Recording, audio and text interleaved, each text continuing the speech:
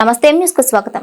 మన పరిసరాలను పరిశుభ్రం చేస్తూ మనం ఆరోగ్యంగా ఉండేందుకు పారిశుద్ధ్య కార్మికులు చేస్తున్న సేవలు ఎనలేనివని, వారి సేవలను గుర్తించి వారిని గౌరవించుకోవడం ప్రతి ఒక్కరి విధి అని పిఠాపురం వాసవి క్లబ్ ఫౌండర్ అధ్యక్షుడు చక్కా మాణిక్యభూషణం శ్రేష్ఠి అన్నారు.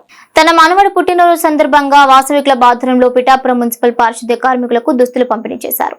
ఈ సందర్భంగా చక్కా మాణిక్యభూషణం శ్రేష్ఠి మీడియాతో మాట్లాడారు. ఈ కార్యక్రమంలో వాసవి క్లబ్ అధ్యక్షుడు కొత్త దేవ జగన్మోహన్ రావు, కార్యదర్శి కడించర్ల శంకర్, కోశాధికారి మంచుకంటి సుబ్బారాయుడు, కంచర్ల వెంకట శ్రీరామచంద్రమూర్తి, చక్కా నాగేశ్వరరావు తదితరులు పాల్గొన్నారు.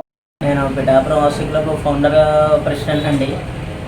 తర్వాత ఈ మున్సిపల్ వర్కర్స్ అంటే ఎంతో సేవ చేస్తారు మనకి లేచిన దగ్గర నుంచి. వాళ్ళకి ఆ ఉద్దేశంతో ఏదో ఉడత భక్తిగా సాయం చేద్దామని చెప్పి ఈ కార్యక్రమం తలపెట్టామన్నమాట. గతంలో ఇచ్చాము, ఇది రెండవసారి కూడా ఇస్తున్నాము.